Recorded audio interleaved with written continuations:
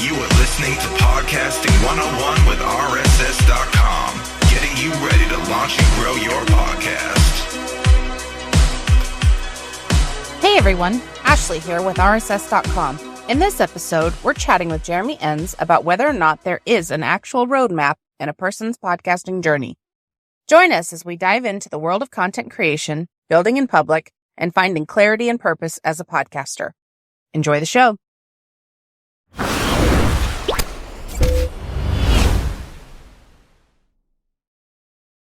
But I'm very excited to have you here. I can't wait to chat about all the things. So let's just dive into it. So Jeremy, welcome to the show. Can you do us a big favor and tell us what it is that you do? So my name is Jeremy Enns. I'm the founder of Podcast Marketing Academy, where essentially we help business owners who are, never going to be like the Mr. Beasts of the world, but develop really profitable podcasts.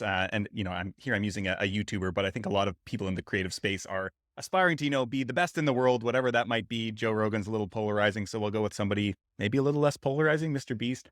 But use content and podcasts specifically to build really profitable and sustainable businesses. And so I have a course based around that, a membership, and then also write the Scrappy Podcasting newsletter, where every week I share one kind of 2-minute tip to help you punch above your weight as a small, scrappy underdog podcaster. Yes, and your Scrappy Podcasting newsletter is actually kind of how you came onto my radar. I'm not really sure how I ended up on that newsletter list, but once I started reading it, I was just like, okay, this guy seems to know what he's doing. So and that's why I just had to get you on the show, because I'm just like, man, this guy knows the stuff about podcasting. And I'm kind of excited that you said Mr. Beast. I'm a huge fan of his. I saw today, like we're recording this in August. I'm about to go on a big road trip. That's why we're recording it so early. But I just saw today that he's actually being sued by the Mr. Beast Burger Company. And it's just like, it's wild how, he started with no viewers, no listeners, no, and people listening right now might be in the same boat. And now he's worth enough money that he's being sued for $100 million. And it's insane to think his grassroots, how he began. And now he's this like multi-million-dollar, conglomerate dude that and you wouldn't think of that because he was just on the internet doing his thing. But that's kind of what we're all doing here. So what I wanted to bring you on for is to talk about kind of the roadmap of what it takes to go from scrappy podcaster to actually making some success. Yeah, so that's 100% what I love talking about. And I think one of the things like talking about the idea of like being scrappy was, I don't know where I initially came across that kind of conception of it or that word somewhere else. I think in like startups, you often hear about like being a scrappy startup. And I thought, that's an interesting like mentality to bring into podcasting as well. And one of the things is I think the most successful creators, business owners, like keep that scrappy mentality forever, for always. And so I think it's almost like not about like you want to start with that mentality, but it's not something that then you like reach some level of success and you're like, well, now I can just like coast on this. And some people do that, and a lot of times they pay the price for that because they're not like they're not continuing to experiment and looking for, well, this thing that is working right now might not work forever, and which is almost always the case in marketing. And so they're not looking at that next thing that's coming. And when you get complacent, a lot of times, you might have had some success to get to this point, and then you can't kind of maintain that in the long run. That is definitely so true. So let's kind of go backwards then for a person who is trying to get to that end destination of being successful, where they maybe could coast on it someday, but not really. Let's be honest. What would you say to someone who comes to you and they're like, Jeremy, I want to start a podcast. What do I do, man? Yeah, so for me, I think it depends a lot on who the person is and what their goals are. So I think somebody who is wanting to start a show that might become more of like a content creator type show. And so their goal is to create content that then attracts sponsors and advertisers. That's a bit of a different roadmap from somebody who says, okay, I've got this business over here. I've got a product that I want to get people into. And I know people talk about content marketing. How do I make use of a podcast to, both grow an audience, but also convert an audience into customers or clients? Those are two, fairly different ways of approaching it. But I think at the start, like it all boils down to the idea. And I think that a lot of times, almost 100% of the time, the idea that you come up with for a show is not nearly good enough or polished enough to sustain a show in the long run and actually achieve success with. And so this is something that I think a lot of us indie creators, we look at, especially in podcasting is kind of a weird medium because you have this like industry side of things that is not really what most of us are plugging into, where there are networks and there's like NPR and the New York Times. And like, we are not creating shows the way that they're creating shows. And we don't have access to that whole, existing reach and marketing apparatus and budget. And so a lot of us, because we're still in the same medium, though, that's what we compare to. And a lot of times, indie podcasters and creators will take their cues from these big shows and think, well, they're doing it that way, so that, and they're the best, and so I should do it that way. And that is, you are entirely doing yourself a misservice if you are approaching that, because like, we don't have the resources to do that. And I can think personally of like looking at years ago Gary Vee and thinking like, oh, that's the way to do content marketing, where that is the way to do content marketing if you have a huge budget and you are looking to go beyond hundreds of thousands of people and reach millions or tens of millions or hundreds of millions of people with your brand. That's a very different thing from getting your first 1,000 people to follow you and buy into your message. And so I think the first thing we need to do is say like, okay, I'm not trying to do that. That is something that is not attainable for me at this point, probably will never be, and that's okay. That's not the roadmap I need to follow. And so that said, the thing about going back to this idea of like focusing on the idea, one of the things that shows from those big networks will do, and you can read, I think Eric Newsom's book, Make Noise, talks about this in a little bit more depth behind the scenes. I know he has, worked with tons of these shows from Amazon to, Audible is Amazon, all these studios making like really expensive, highly produced shows that are very story driven, things like that. And one of the things he talks about, and anybody else in that world will tell you, is that a lot of times they spend multiple years developing these shows before they ever get to launch day. And so I think us as creators, we see this amazing show that is incredibly polished. It gets immediate traction with an audience. And of course, part of this is due to the marketing resources they have available. And we think, oh, like they launched on day one with this incredible idea that immediately took off. And what we don't see is the two to 3 years of development behind the scenes of like testing it with audience and like writing scripts and rewriting and getting all this feedback and like trying it out on small numbers of people and like teams working together to like craft this into a show that is actually worth listening to. And that is something that, we certainly could as indie creators do that behind the scenes as well. But I think a lot of us, what we end up doing is doing that in public, which I think that speeds that up a lot of times. But I think that what's missing is that that development work needs to be done somewhere. And it can either be before the show is live or it can happen after the show is live. But to get to the point where you have a show that is capable of really building sustained traction is not an overnight process. And so I think that's the first thing, is like the first idea that you come up with, there might be something there, but it's probably not polished enough to the point where you get it in front of somebody and they're immediately like, they get it instantly and they're compelled to listen to it.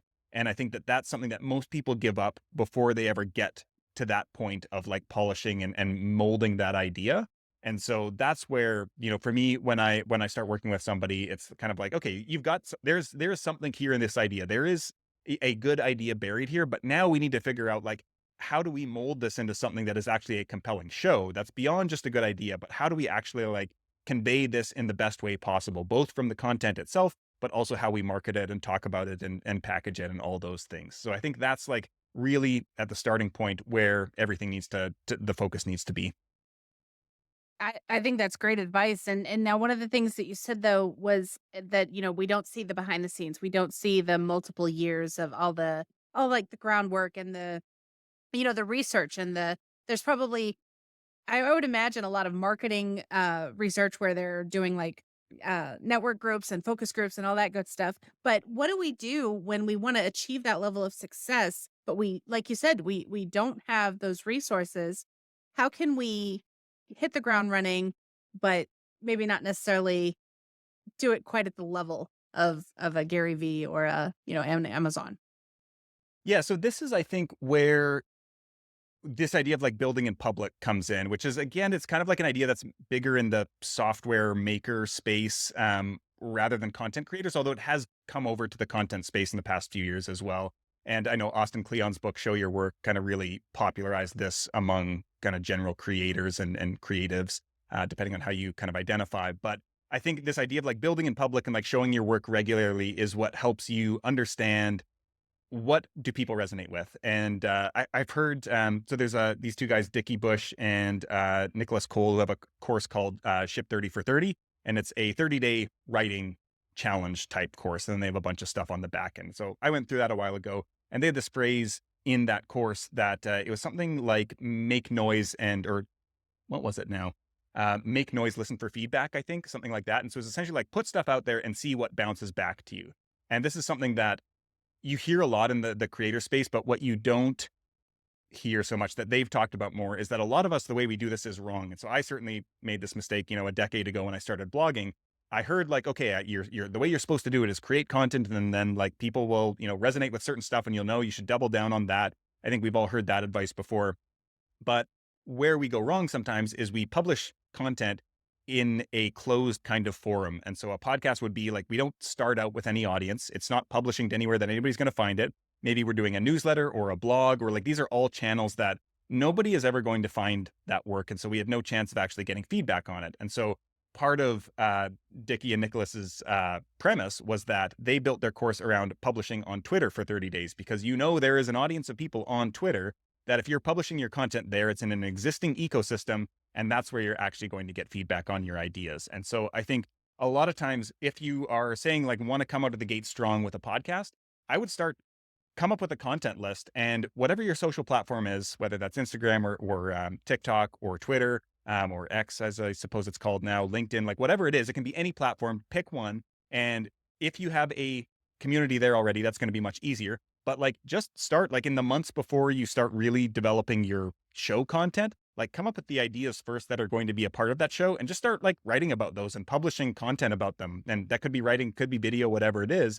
But like get the ideas out there and see, what gets other people's ears perking up. And that's going to give you a much better starting point for, oh, I know there's interest in this. I've already seen, that people that resonated with this and responded well to this. It maybe opened up some conversations that I wouldn't have had otherwise, that gives me a more nuanced perspective on the content or on the idea.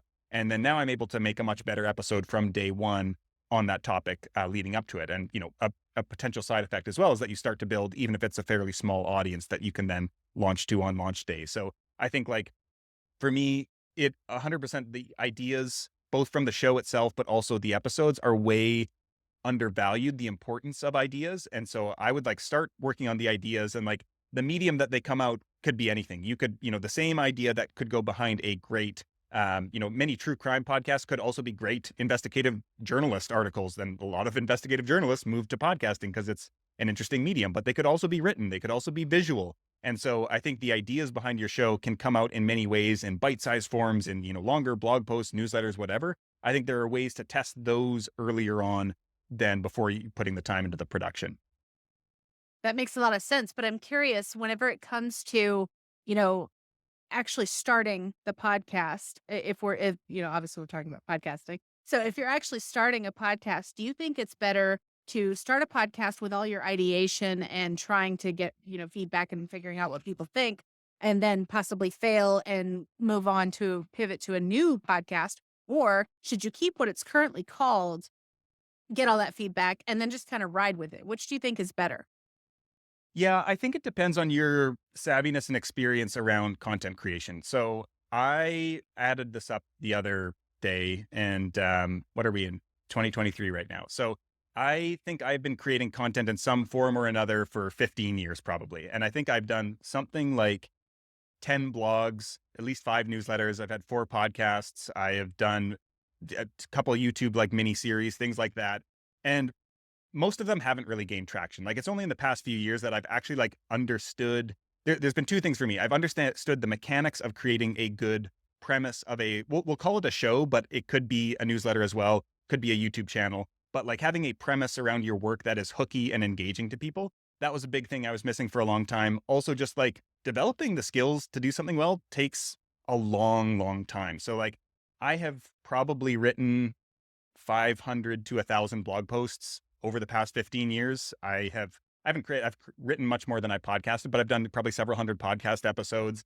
Like getting the reps in, I think there should be an expectation of anyone who wants to create content, let's just call it professionally, that you don't become a professional in any field imaginable without significant time investment. And so for me, I would say if you're just getting into podcasting and you're excited about the medium and you want to explore it, I would spend less time worrying about getting it perfect. And I would just want to figure out like, what are the mechanics of doing this well? So I want to pick a topic I'm interested in, that I like interviewing people. I know I'm not going to be that good an interviewer early on, or maybe I'm doing narrative or solo or whatever, but I just know I'm not going to be the best at this right now, but I'm going to get in my first 100 episodes and I'm just going to like do this.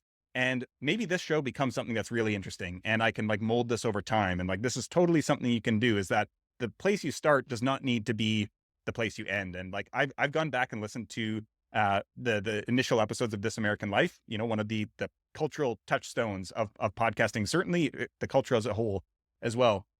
And they are almost unlistenable. If you start out with the newer episodes, it is not really interesting content. Like you can see like, okay, I can see the DNA of what it became, but it took a number of episodes and I think I gave up. I like listened to the first like 2 or 3 and I was like, okay, this is not actually by today's standards. Maybe it was better back then. Like certainly there's something here, but then I skipped ahead to like episode 40 and I was like, okay, now it's getting closer to what we know as This American Life. And so of course, like with anything you start, even what I found is like, I've started like creative projects that had a solid premise, had, you know, I was a skilled writer or whatever.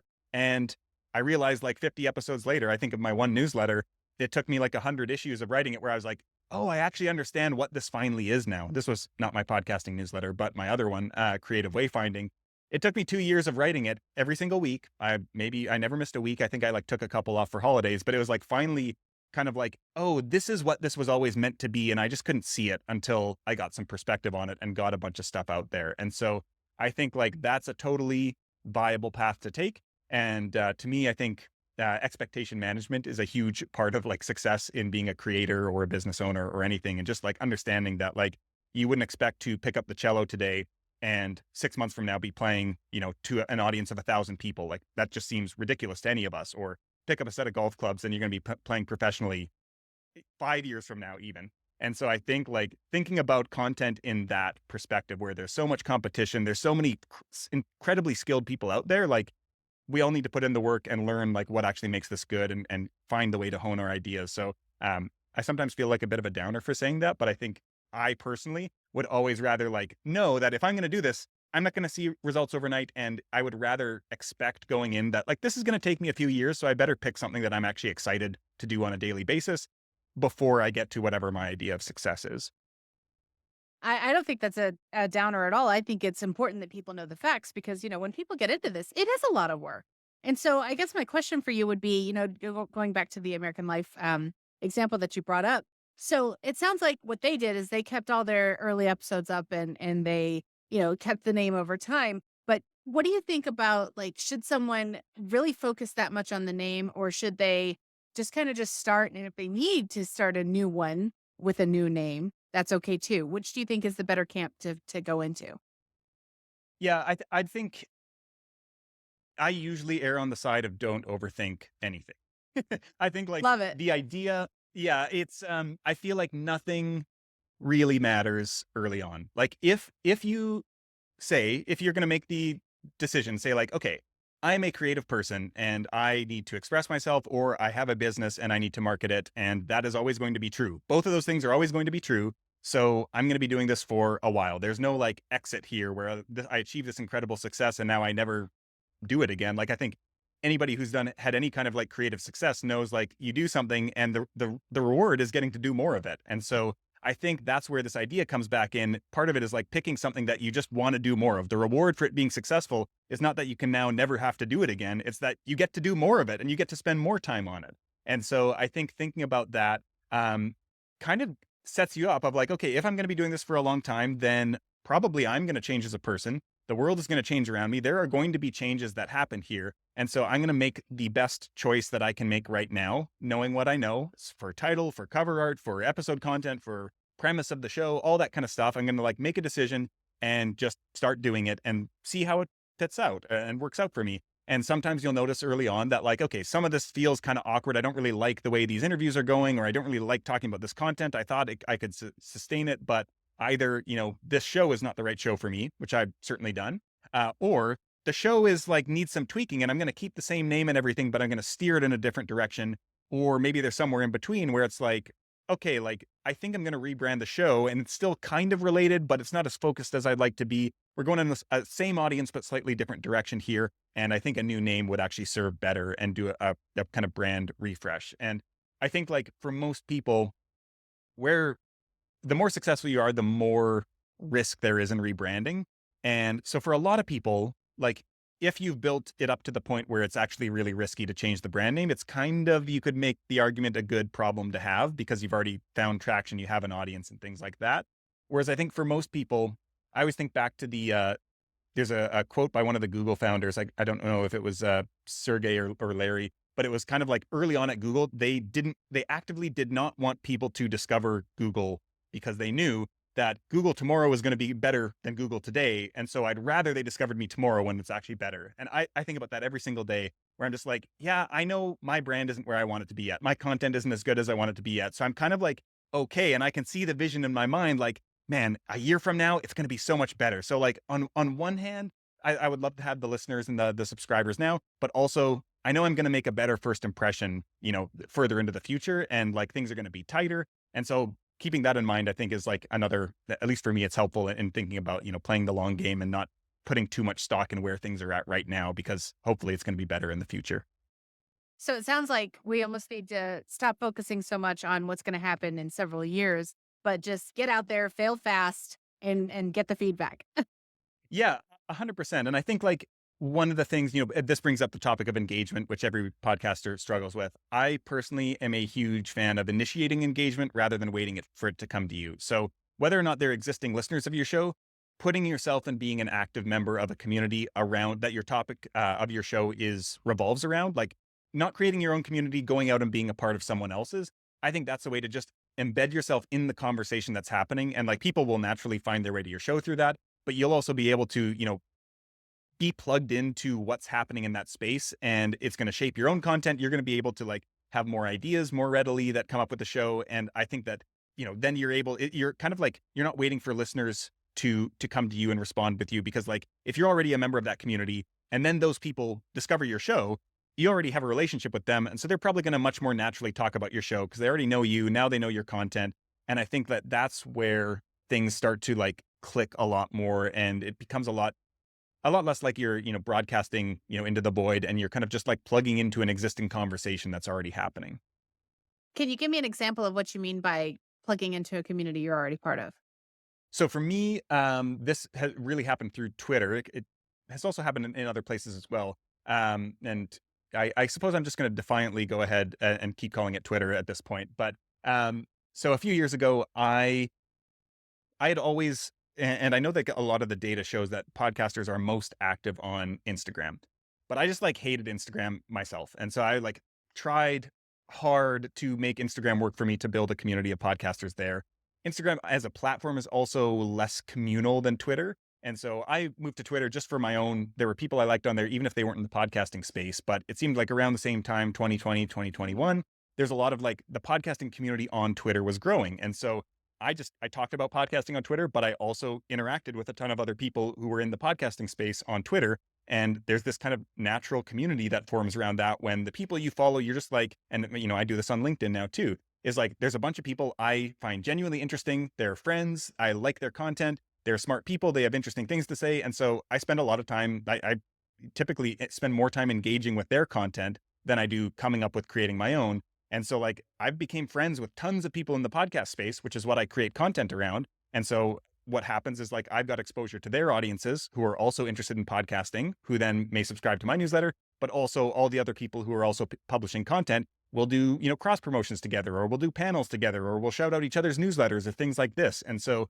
that's kind of like, it's not a gated like Facebook group type community. It's just like an open conversation happening out there in the world because other people are also creating content that you can chime in on, and they'll chime in on yours. And there's all this kind of like web of just discussion around, whatever your topic is. And I think if you can find that, or I was going to say, or create it, I would recommend early on finding that, because it's really hard to kickstart that yourself, and just like plug into that. Even if you're like offering a different kind of unique take on this, which, hopefully you should be, that's going to be that way that you can like find something that's already going on and just like plugging yourself into it. And it's kind of like, you already know there's attention concentrated around that conversation. And so now you've like put yourself in the way of people's eyeballs and ear holes, so that they're much more likely to find you and your show as a result.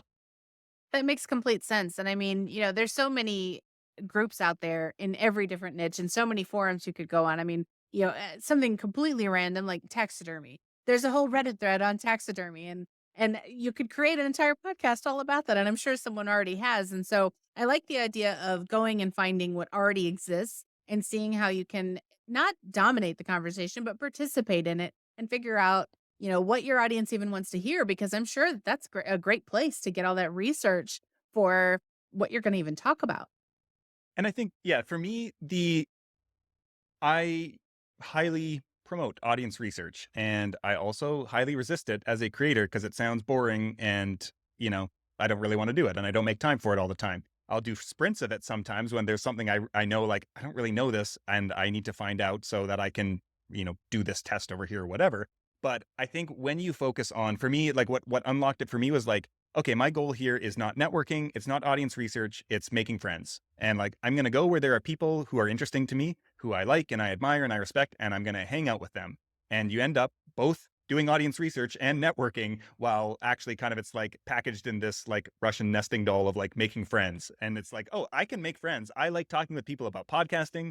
I like talking with people about marketing, about course creation and product creation and all these things. And by just being a person who contributes to those conversations and is regularly active there, whether that's creating my own content, be that, posts on LinkedIn or Twitter or newsletters or podcasts or whatever it is, like that just like increases people's exposure to me. But also it increases my exposure to like what's going on in the space and the general vibe so that I can kind of create content that is more relevant to what people are asking about and looking for and how people are feeling and all that kind of stuff. So everything you're describing, though, sounds like it's going to take so much time. So what do you say to the would-be podcaster who comes to you and is like, man, I don't know how I'm going to have time for all this. What would you say to them?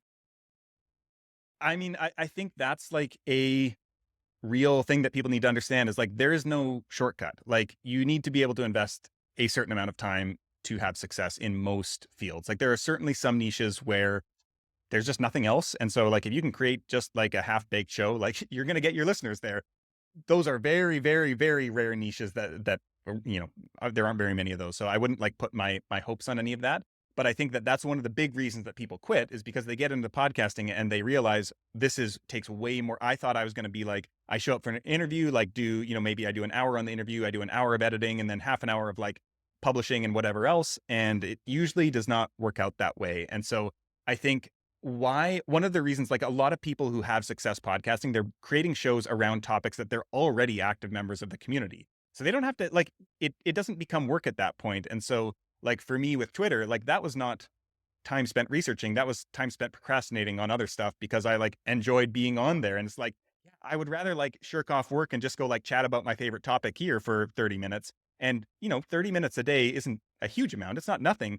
But when it feels actually fun to catch up with people that you like and, enjoy talking about topics that you like, it's not like an onerous thing. And so I think part of that is like finding a topic that you actually feel that for, that you want to spend more time thinking about and talking about it, which I think most podcasters, they are creating shows about those topics. But then there's also just like this recognition that usually the people I see who are trying to cut every corner imaginable from a time perspective are not the successful ones. And so I think I mean, like I spend, I don't know, many hours a week creating content. My one newsletter, and now I've kind of like shaved it down a little bit because I do two newsletters, which is a little bit overwhelming. The one for many, the first year and a half, I probably spent like 12 hours a week creating that. One of the other shows that I created, it took like 20 hours per episode, which ultimately ended up being unsustainable because I was also doing the 10 to 15 hour a week newsletter at the same time, plus running a business. But I think like sometimes I know I, as a creator, which is, a lot of people get into this mistake who identify as creators as well, want to start too many things.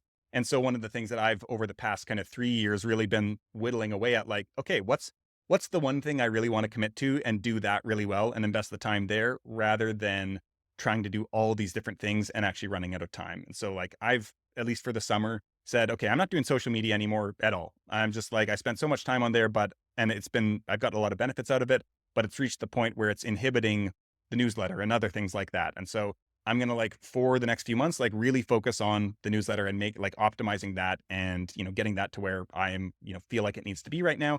And then maybe once that becomes kind of muscle memory, building some like out some new things around that, then I can expand into something else. But I think a lot of times, like I would focus on, if you are starting out with a podcast, like focus on creating a great show and talking with people, and like don't worry too much about repurposing content and all this other stuff that can easily add up hours and hours and hours, because probably that's not going to have a huge effect right now until you get to the point where when you talk to somebody who is your ideal listener and you like give them your one sentence description of your show and their like eyes light up immediately and they like pull out their phones to subscribe on the spot so that they don't forget about it. Like if you can, when you get to that point, that's the time when it's like, okay, now I just need to really ramp up my exposure, because if I'm getting that reaction consistently, that means that I'm not having to work really hard at all the other marketing stuff. It's like I can get this in front of people, they get what the show's about, and now I'm going to spend more time on all the discoverability and exposure side of things. Wow. So it sounds like, I mean, because we when we sat down, we were talking about, a roadmap to success. But it sounds like there's so many decisions that have to be made before you can even figure out what your destination even is. Would you say that's appropriate? Yeah, I mean, I just like, so my one newsletter that's not podcasting related is it's called Creative Wayfinding. And really, what this is the one that took me like 2 years to figure out what it's about, and I still struggle to talk about it, which makes it hard to market, which is one of the ongoing things now. 3 years in, almost 200 issues in, you're still working at it.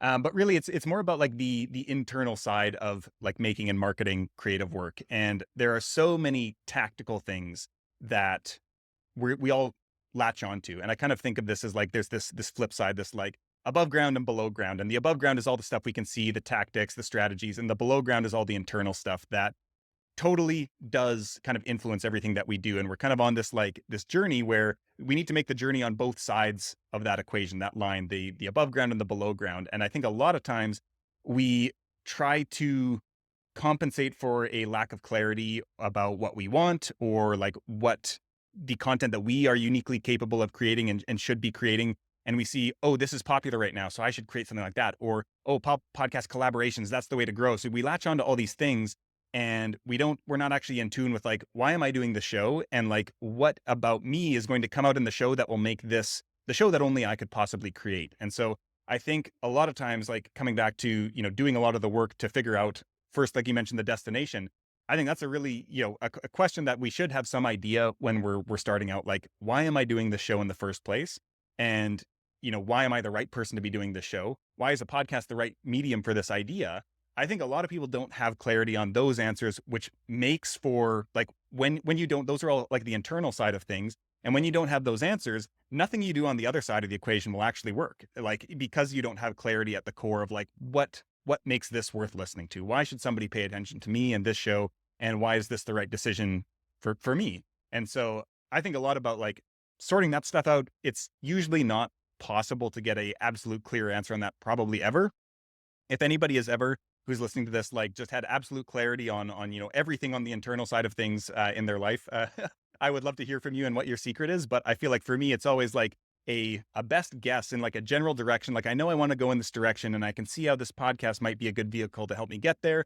But then you do it for a year and you realize, well, that actually wasn't quite where I wanted to go. So I need to course correct a little bit and take it in a different direction. So a lot of times I just think about it as such a fluid process. And I think we don't tend to like that. I don't like people don't like uncertainty. They don't like discomfort, which is what this is. And so I think that's a huge part of the challenge, is being able to tolerate uncertainty and discomfort and still put something out there that is good and that you believe in, but that is like always going to be evolving and changing, and that you're never going to have, the absolute answer on it, even though sometimes we do think we stumble onto it. And then probably 6 months later, we realize, oh, that wasn't quite it.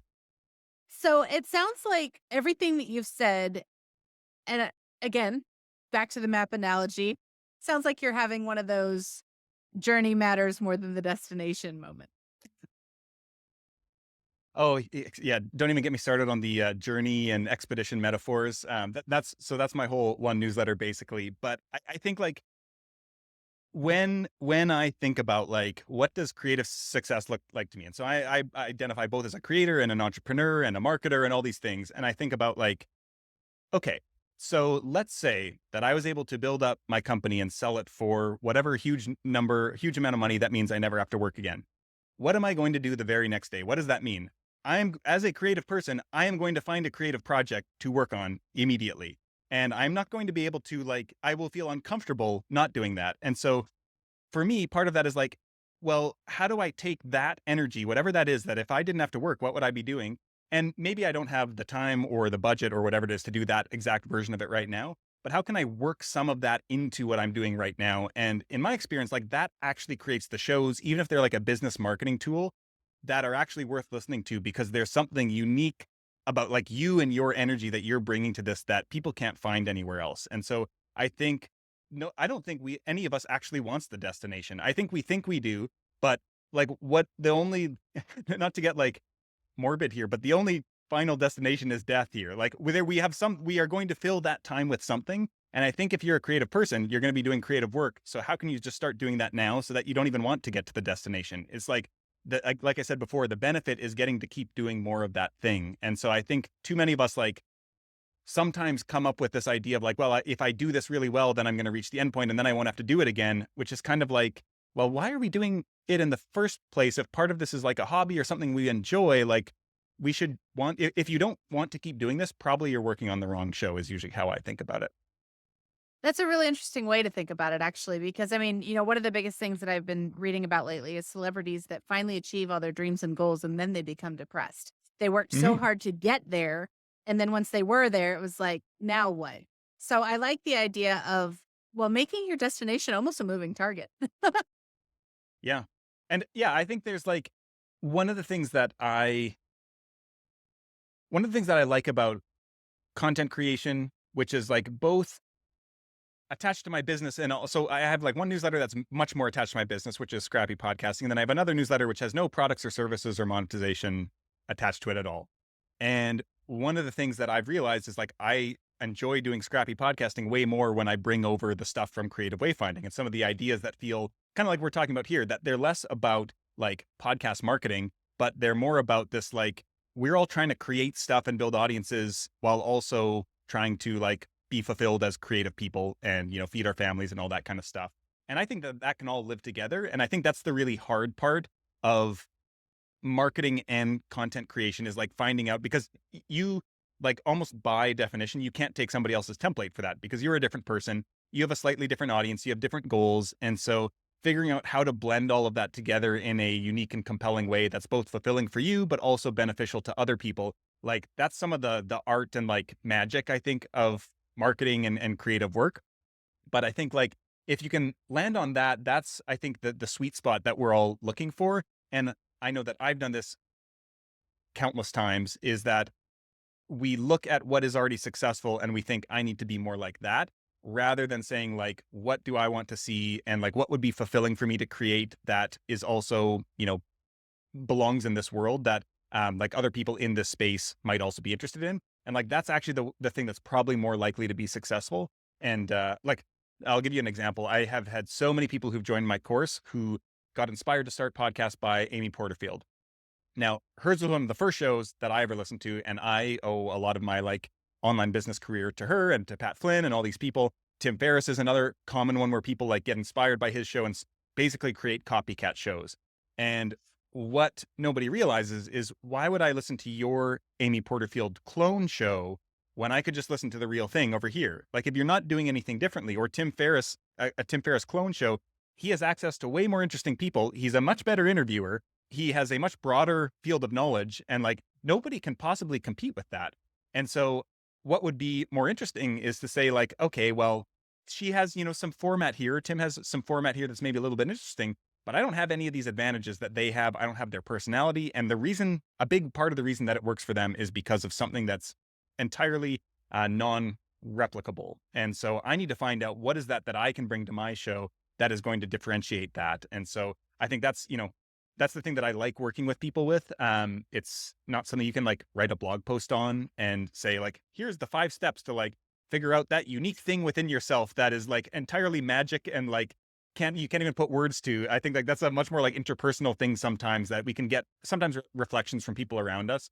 I often recommend like just, send an email to people, 5 people who really know you well, and say like, what do you think my unique like strengths or abilities are that, what would you say that like it is my kind of like magic? And I would sometimes even put like words like that, even though they might feel a little like soft. But I think that sometimes when you put more tangible words to it, people will give you, oh, well, you're really good at, whatever hard skill. Whereas like when you almost frame it as a way of like, what's the intangible things about me that like, you find interesting or compelling, or that I'm good at that other people aren't, you'll get some really interesting things back from people. And that's, I think, when you start to hear the same things, then you say like, oh, this needs to be the center of my show. Like the show needs to be built around that skill or talent because it's the thing that's unique to me. And if it's compelling to these people, probably it is to other people as well. Wow. I mean, you've shared so many golden nuggets, and I bet we've barely scratched the surface of what you could riff on. So with that in mind, where can people find you online to learn more all about your podcasting philosophies?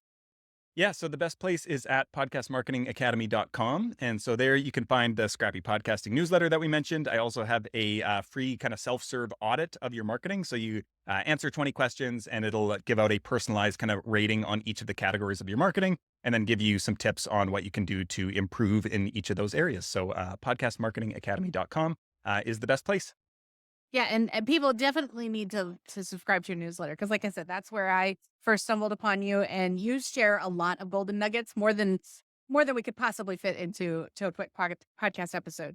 So, but before I let you go, I got to ask you the one question I ask everyone before I let them go, and that is, what is one question I didn't ask you really wish I had?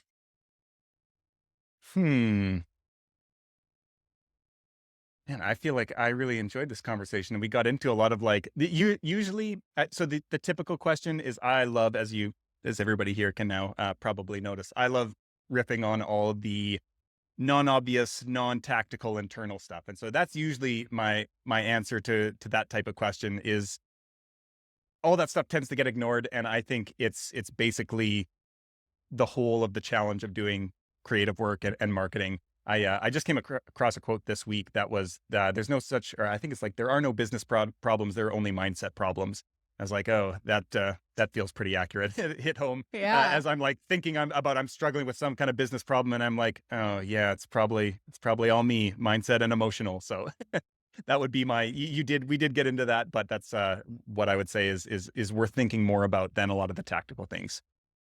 That's really good stuff. I mean, one of my favorite mentors, Denise Duffield Thomas, she always says, doesn't matter what level of success you get to, it's new level, new devil. And so, no matter where you are in your business, you're going to have something that comes up that you're going to have to think about. And so I like that we kind of went all over the map.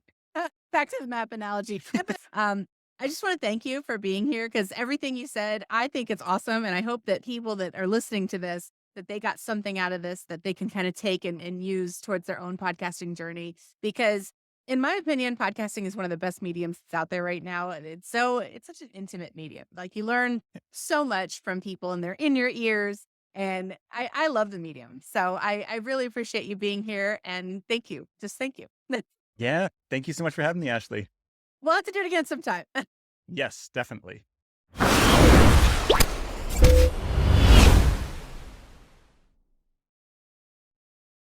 Well, my fellow podcasters, we hope you enjoyed the insights, tips, and ideas shared in this episode. To learn more about launching and growing your own show, head over to rss.com/blog.